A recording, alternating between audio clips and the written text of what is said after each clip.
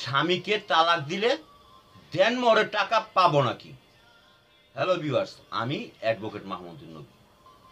অনেক সময় দেখা যায় স্বামী স্ত্রীর মধ্যে বিভিন্ন মনোমালিন্যের কারণে তারা বিচ্ছিন্ন হয়ে বসবাস করে, এবং এই কারণে তখন একজন স্ত্রী তার স্বামীকে ডিভোর্স দেওয়ার কথা চিন্তা ভাবনা করেন, এবং পাশাপাশি ওই স্ত্রী চিন্তা ভাবনা করেন তিনি তার স্বামীকে ডিভোর্স দিলে অর্থাৎ তালাক দিলে তিনি তার স্বামীর থেকে দেনমোহরের টাকা অর্থাৎ মোহরানার টাকা বা কাবিনের টাকা যেটি আমরা বলি সেই টাকাটা তিনি পাবেন নাকি। এই প্রশ্নের উত্তরে বলা যায় হ্যাঁ, অবশ্যই। আপনি একজন স্ত্রী, আপনি যদি আপনার স্বামীকে তালাক দেন তাহলে অবশ্যই আপনি সেই দেনমোহরের টাকা পাবেন। তাহলে প্রশ্ন দ্বারা এর প্রমাণ কি, এই বিষয়ে কোথায় বলা হয়েছে? এখন আপনাকে এই সম্পর্কে কোন আইনে বলা হয়েছে, তারপর কাবিননামায় কি বলা হয়েছে, এবং পবিত্র ধর্মগ্রন্থ কোরআন শরীফ ও হাদিসে কি বলা হয়েছে তা আপনাকে জানাবো। এবং এই সম্পর্কে যদি আপনার কোনো প্রশ্ন থাকে তাহলে আপনি আমার কমেন্ট বক্সে প্রশ্ন করবেন, আমি তার উত্তর দিতে চেষ্টা করব। তাহলে আসুন ভিউয়ার্স, শুরু করা যাক। এই সম্পর্কে বলা হয়েছে মুসলিম বিবাহ বিচ্ছেদ আইন 1339। এই আইনের 5 ধারাতে বলা হয়েছে। এখন আপনাকে সেই 5 ধারার মূল বক্তব্যটা আপনাকে জানাবো। এই ধারাতে বলা হয়েছে একজন বিবাহিত স্ত্রীলোকের পাওনা দেনমোহরের অধিকার বিবাহ বিচ্ছেদ দ্বারা প্রভাবিত হবে না। তার মানেটা কি? তার মানে হলো যেই দেনমোহরের টাকা আপনি পাবেন যদি বিবাহ বিচ্ছেদ বা তালাক হয়ে যায় সেটা দেনমোহরকে স্পর্শ করবে না। অর্থাৎ তালাকের সাথে দেনমোহর কোনো সম্পর্কই নাই। তালাক একটা বিষয় আর দেনমোহর আরেকটা বিষয়। তার মানে সহজ কথা বলা যায় আপনি তালাক দিলেও দেনমোহর টাকা পাবেন। এবার আসবো কাবিননামা। কাবিননামাটা কি? কাবিননামা হলো বর ও কনের মধ্যে একটা চুক্তিপত্র, মানে দলিলপত্র। এই চুক্তিপত্রে অনেকগুলো বিধি আছে, সেখানে অনেকগুলি বিষয় লেখা থাকে। তার মধ্যে উল্লেখযোগ্য হলো 13 নম্বর বিধি। সেখানে বলা হয়েছে বিবাহের দেনমোহরের টাকা কত।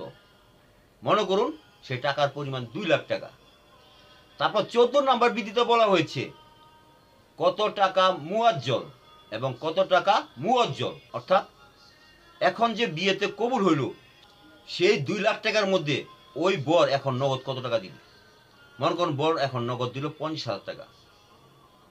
তারপরে কত টাকা অবশিষ্ট রইল?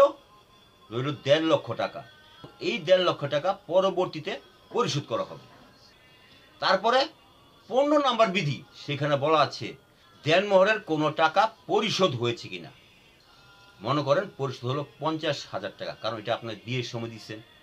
সুতরাং কাবিননামার 13, 14 ও 15 এই 3টা বিধি যদি আমরা একত্রে পড়ি তাহলে কি দ্বারা ওই স্ত্রী কাবিনের আরো 1.5 লক্ষ টাকা তার স্বামীর কাছ থেকে পাবে। তারপর এই কাবিননামার সর্বশেষে বরের স্বাক্ষর থাকে, আবার কনের স্বাক্ষর থাকে। তার মানে কি সেগুলো সব তার বর ও কনে মেনে নিল, মেনে নেওয়ার পরই কিন্তু স্বাক্ষর করে। তাহলে কি দাঁড়ালো? আপনি আপনার স্বামীর থেকে আরো 1.5 লক্ষ টাকা কাবিনের জন্য পাবেন। সেটা কিন্তু আপনার স্বামী কিন্তু কাবিননামায় স্বাক্ষর দিয়ে সেটা স্বীকার করছে, এবং এই স্বীকারটা উনি করেছে যখন বিয়েটা কবুল করছে তখন স্বীকার করছে। তার মানে কি? তাহলে এখানে তালাকের কোনো বিষয় নাই। তালাক কে দিবে, কে দিবে না, তালাক কে দিলে টাকা পাবে, কে দিলে টাকা পাবে না, সেগুলো কিন্তু এখানে বলা নাই। কারণ উনি প্রথমে স্বীকার করছে যে আপনি দেনমোহরের 1.5 লাখ টাকা পাবেন। এবার আমরা আসব পবিত্র কোরআন শরীফে। পবিত্র কোরআন শরীফের সূরা নিসার 24 নম্বর আয়াতে আল্লাহ তাআলা বলেছেন তোমরা তোমাদের স্ত্রী থেকে যেই স্বাদ গ্রহণ করো তার বিনিময়ে ফরজ হিসাবে তার দেনমোহর টাকা পরিশোধ করে দাও। তার মানে কি এই দেনমোহর টাকাটা পরিশোধ করা হলো আপনার স্বামীর জন্য ফরজ। ওনাকে এটা পরিশোধ করতে হবে, কারণ এটা আল্লাহর হুকুম। তবে স্ত্রী যদি তার দেনমোহর মাফ করে দেয় বা দেনমোহরের কিছু অংশ টাকা মাফ করে দেয় তাহলে সেটা তার স্বামীকে আর পরিশোধ করতে হবে না। আবার হাদিসের রাসূল করিম সাল্লাল্লাহু আলাইহি ওয়াসাল্লাম বলছেন যে ব্যক্তি তার স্ত্রীর দেনমোহর পরিশোধ করলো না কাল কিয়ামতের দিন ওই ব্যক্তি আল্লাহর দরবারে ব্যভিচার হিসাবে দাঁড়াবে। সুতরাং দেনমোহর পরিশোধ করতে হবে।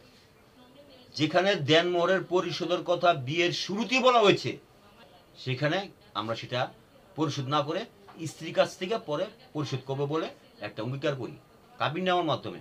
তার মানে তালাক দেখ না দেখ, তালাক কে দিল, এগুলি এখানে প্রশ্ন না। সুতরাং আপনি আপনার স্বামীকে ডিভোর্স দেওয়ার পর সে যদি স্বেচ্ছায় আপনার পাওনা দেনমোহরের টাকা পরিশোধ না করে, আপনি সরাসরি দেনমোহরের টাকা দাবি করে আপনার স্বামীর নামে মামলা করতে পারবেন এবং এই মামলা আপনি অবশ্যই জয়লাভ করবেন। কারণ আইন আপনার পক্ষে আছে, কাবিননামা আপনার পক্ষে আছে, পবিত্র গ্রন্থের বাণী আপনার পক্ষে আছে, পবিত্র হাদিসের বাণী আপনার পক্ষে আছে। সুতরাং আপনি অবশ্যই জয়লাভ করবেন।